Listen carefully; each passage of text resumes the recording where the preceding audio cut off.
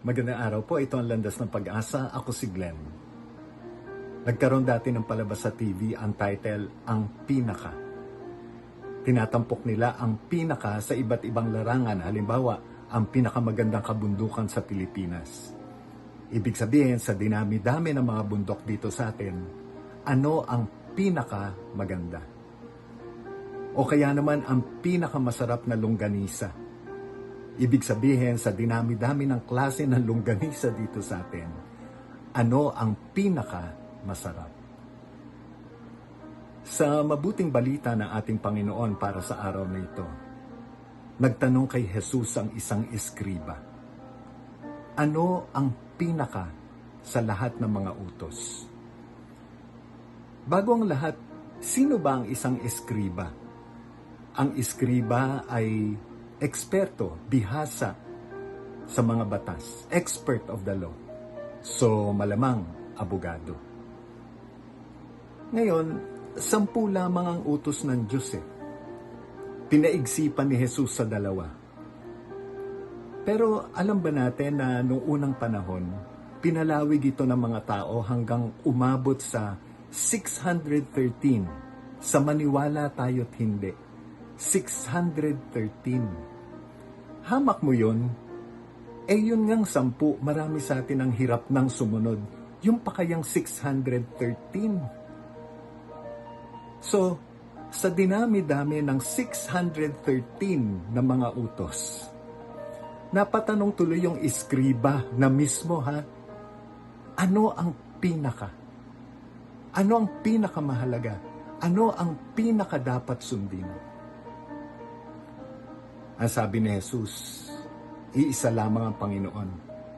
Kaya't ibigin mo ang Panginoon mong Diyos ng buong puso, kaluluwa, isip at lakas. Buo, hindi pira-piraso, hindi putol-putol, hindi paminsan-minsan, buo. At ikalawa, ibigin mo ang iyong kapwa, katulad ng pagmamahal mo sa iyong sarili.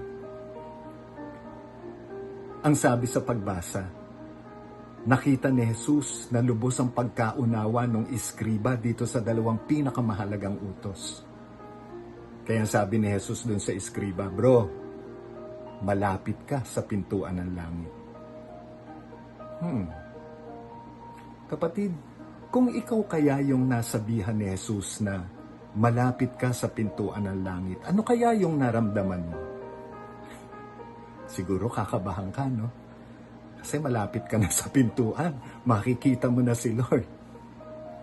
But seriously, malamang masisiyahan ka. Siyempre naman, pangarap nating lahat ang makarating sa langit. Pero ang tanong, okay ka na ba sa pintuan? Hanggang pintuan lang ba talaga yung goal mo?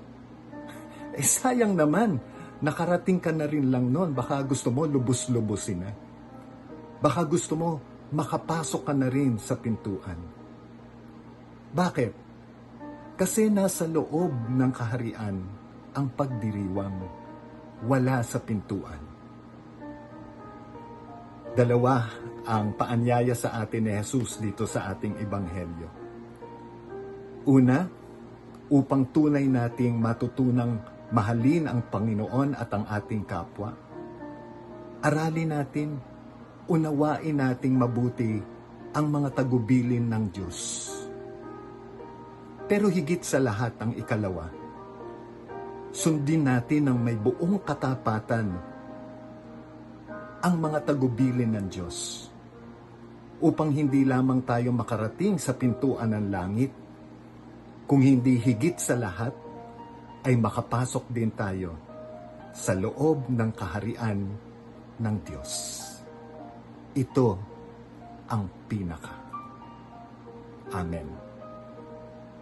Ipasa ang Pag-asa, click na po ang share. Ang salita ng Diyos ay mabuting balita, higit na nagiging dakila kung iyong ipapamalita. God bless.